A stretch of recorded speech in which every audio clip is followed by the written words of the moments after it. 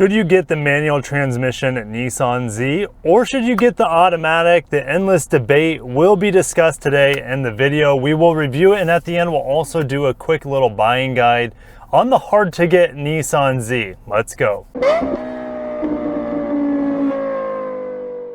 Now every single Nissan Z, whether you get the base sport model, $40,000, or this model starting at $50,000, the performance model, you get the twin turbo V6, 400 horsepower, 350 pound-feet of torque.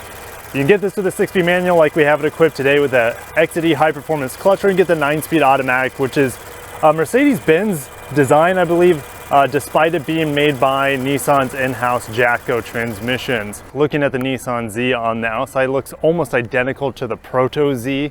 And this looks like almost like the Proto spec, where that's just 240 units for the first year, and this beautiful yellow color, forged raised wheels. We got the beautiful red painted Alcabono brakes. The rear lights are an homage to the second generation 300ZX. Lifting up the lift back, there's a little button under the Nissan logo. Got a cargo net Z pouch, first aid kit, and you can do some digging in here. You'll get a little surprise. It's literally about 3 layers of mats, and then we get to the Bose subwoofer, 8-speaker Bose system in here. Fix a flat kit, no spare tire. Not really a surprise with modern cars to get the spare tire, but hey, if you need to bring a child with you, you get this child seat anchor as well. That's awesome. I remember taking my kids to school in a Supra. I could also do it here and the Nissan Z if I wanted to. Stabilization bar across the back of the seats there. No surprise here, it is built in Japan, unlike its greatest rival nowadays, the Toyota Supra. You can get this Z in a two-tone. Obviously this has a black roof, yellow paint. You can also get the red in two-tone and the blue in two-tone. Then you can get some of the less desirable colors, in my opinion, with a single tone where the roof and the A-pillar is painted the same. Suede inserted on the door panel as well. I love that the vents are built into the door. No, I'm not getting the air right now because it's actually pushed through right here, and it flows through the door right into the vent by the door handle. Oh, and there's that Bose sound system speaker here, which sounds pretty good. Aluminum pedals, 12-inch MID here, which is standard. We got the beautiful gauges, boost, turbo speed, and voltage for your battery. I have Android Auto plugged in right now. Of course, you have Apple CarPlay as well. Another USB down here. Very simple volume knob right off the steering wheel, pretty much perfect. I love this shifter as well. It's very meaty, feels like a small baseball in your hand, and you get a lot of vibrations and character coming from this twin turbo V6. I love the proximity of the handbrake as well. It's right next to me, excellent. I drove the Miata last week and the handbrake is on the opposite side, so I just love the proximity and closeness here. Heated seats in this model as well. Here's your hatch lift for the rear, and this is an adjustable armrest here. It's great to have this. Went to Dunkin' Donuts yesterday and just moved the armrest back. Just know that when you move the armrest back, unless you have freakishly long arms, your elbow doesn't have the most comfortable spot to pivot to help you shift. So I like having this all the way forward, but you can lift this up as well, and you're gonna have a little 12-volt and additional felt lined interior, or fake felt there. And here's your S mode. You press and hold this and it will turn it off, which takes off the rev matching, but I love the rev matching feature in here. It's a lot of fun. You just press it again and the S turns on. So this 12-inch screen also has a customization to it. Press this little menu button here, and we're gonna change meter view. I like putting it in the sport meter, but it takes away my miles per gallon, which in this car, I mean, 20 miles per gallon if you're lucky around town. I like having the tachometer right in the middle, and then you can customize over here the boost, the G-forces, upshift indicator. Well, you can customize it. It's right there at the top of the tachometer there. Let's just keep it on the boost gauge for now, and on the right you have some additional metrics for temperature and PSI and whatnot. So I mentioned the AC in the vent, it's excellent. The entire HVAC system is an absolute breeze. I have it on the lowest fan setting here, even though I could put it on auto if I wanted, but the lowest fan setting is actually enough to keep this car cool most of the time here in South Florida, where it's super hot during the summer. Love the stitching here, soft touch dash, except for this piece. This piece I could see maybe being a rattle trap in the future, as well as underneath this meter here is kind of some cheap plastics. The steering wheel also feels excellent quality, perfect stitching. Kind of reminds me of the Nissan Ariya that I was in a couple weeks ago, where just exquisite, perfectly done stitching on the steering wheel. So there's definitely a high level of build quality in this vehicle. So let's go ahead and start driving it. You push it all the way down and then to the right, and then there's reverse. Huge backup camera. Quality is quite terrible, to be honest, but I like how it's massive.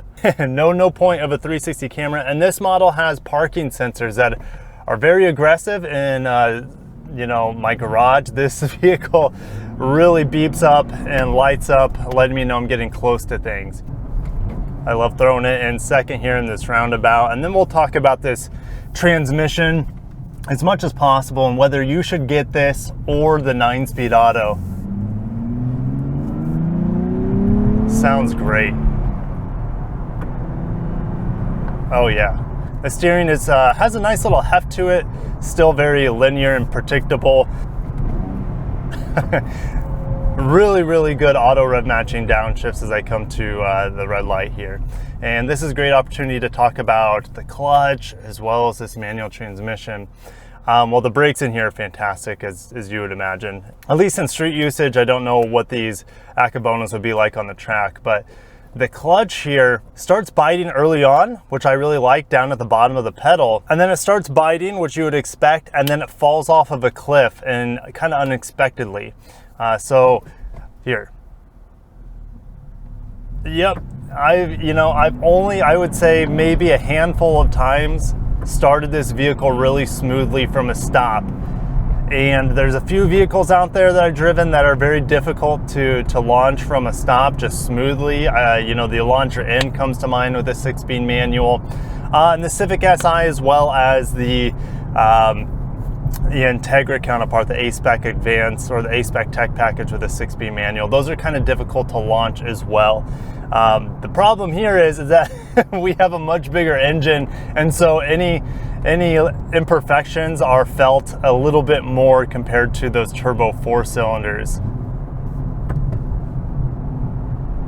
Once you're up and going though, it's a little bit more forgiving, but this manual still does not like to be hustled through the gears. It has a little bit of rev hang, and you know, I've driven some excellent manual transmissions lately with the Mazda Miata, which is really easy to just pick up and drive smoothly. I've driven the CT5 series Blackwing, and that was probably the best manual transmission experience I've ever had. I also drove the manual Supra at the beginning of this year, and that vehicle, while shifting from first to second, there's a little rev hang. The rest of the gears were really fast to fly through, and that vehicle was very easy and smooth to drive. Can't say the same for the Nissan Z 6-speed manual, and it's a bit heartbreaking because the Nissan Z manual, or at least the announcement, came out first ahead of the Supra, and we're like, great, you know, everyone was happy, all the enthusiasts were happy here to have a manual transmission. Typically, manual transmissions, they bring more enjoyment and excitement, and the learning curve with this is just too high. Also, something weird with this gearbox, I don't know if it's this specific model, but I don't remember it when I was driving this model or the new Nissan Z in Colorado with the 6-speed manual, is that when you put it into 5th gear, it doesn't automatically go into it. So what I mean is, typically in 5th gear, you slam the shifter to the right and then up, but there's nothing there. It's actually, you have to back off a little bit from all the way to the end. It's almost like there could have been a slot here for a 7th gear, but there's no 7th gear for it to bite into. So yeah, finding 5th is a bit awkward and would take some getting used to. I'm still not used to it because it's not where it is in just about any other manual transmission that I've driven.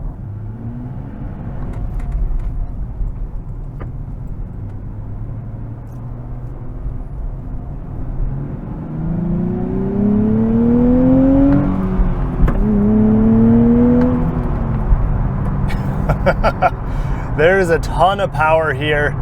Feels almost as powerful as the Supra. Ooh, inline 6, but oh my gosh, it handled that speed bump super well. Ooh, that's a nice Ferrari over there. That is absolutely gorgeous. But on the rough roads, this vehicle absolutely soaks up the bumps. It's not overly stiff, and I could absolutely take this on a long road trip. In fact, I'd much rather be in this vehicle for a long road trip compared to the Supra. I have more space in here. I feel like I'm not like claustrophobic. It's very spacious on the inside of this Z. and it's just a very, very comfortable ride. Now, the Supra also is very comfortable, and if you want to see my direct comparison between this as well as the Supra, go ahead and check out that video when I was driving the automatic, which I'd much prefer to be in the automatic. Obviously, now that you've watched this, you know, the looks of this are just so amazing. I've had people literally stop in front of my house and take pictures this week of the Nissan Z, and I'm turning heads everywhere I go.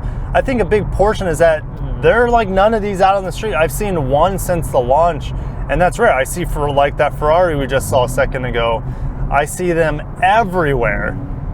Ferraris, Bentleys, I've seen one Z since the launch, what, about a year ago at this point.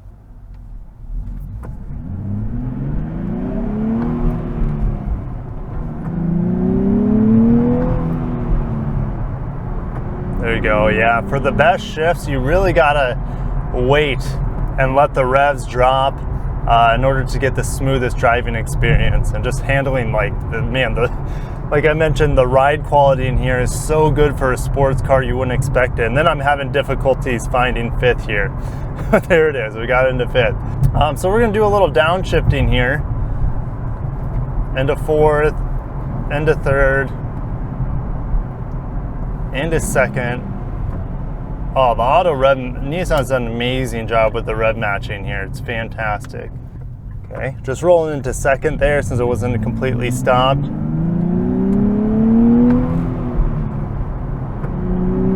Oh man, it sounds so good. Fantastic exhaust note here, which sounds a lot like the 9-speed, but more satisfying because I have a much more direct control over the gearing compared to that 9-speed, which you can control with the paddle shifters, but there's still no, you know, comparison in terms of driver engagement between manual and auto. So just played the tunes a little bit. The bass could be a little bit stronger, but it does get pretty loud in here. You just got to make sure you don't fade it too much in the rear, because there's not a lot of sound coming from the rear speakers. It's pretty front heavy here, but the volume is pretty good for such a small cabin. The sound quality is quite good here as well with this Bose.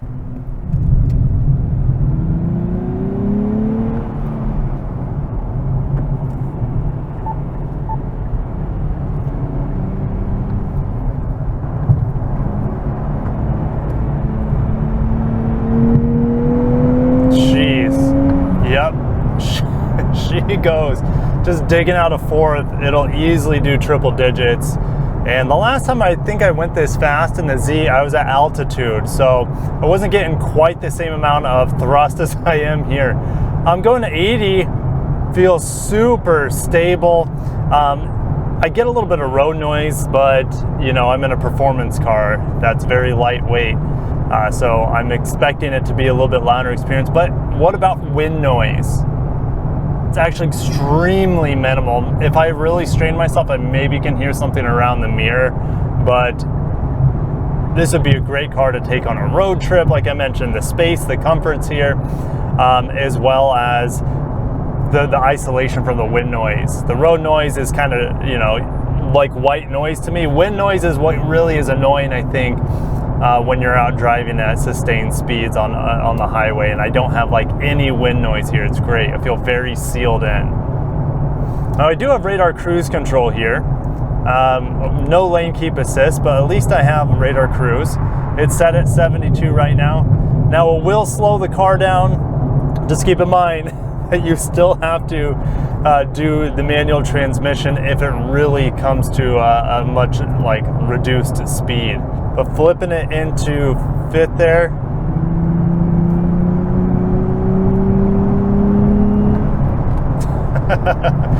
so easy to just pick up speed here. Very satisfying. This car is far more satisfying, in my opinion, to drive out on the highway, because you can stretch its legs a little bit.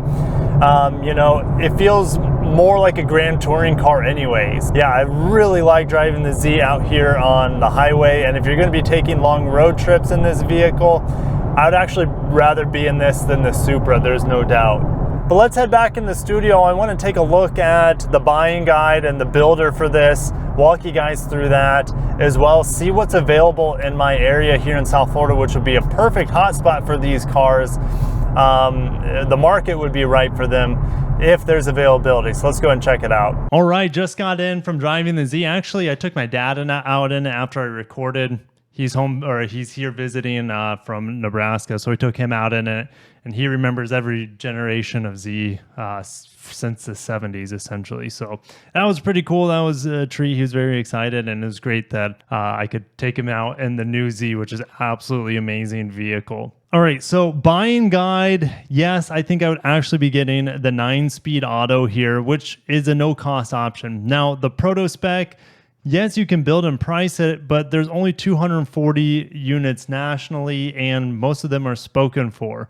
So luckily, though, you can get this amazing yellow color and build it into the performance model. And that's the way I would be going. And the reason is I wouldn't be going for a $40,000 model because they don't have the limited slip diff. You got to spend a little bit more money here to get the limited slip diff. And for $50,000, I still think it's absolutely worth the price. If I was taking it to the track and I needed a car for the track, I'd probably get the Supra. But if I'm taking long trips or just want eye candy, I'm getting the Z, and I'm getting it in the 9-speed auto. So let's build off the performance model here. Let's see, are there any special offers going on? Not really. So the Ikazuchi yellow with the black, you can only get this in two-tone, but like I mentioned earlier, you can get it in red and in blue, which are both excellent colors. Those are the two colors I drove when I was out in Colorado. But then you have, your silvers, but I'm getting the yellow because I had an Aston Martin in yellow wave to me today when I was just driving with my dad. It was pretty cool. Like that car cost, I don't know what, 4 or 5 of these things.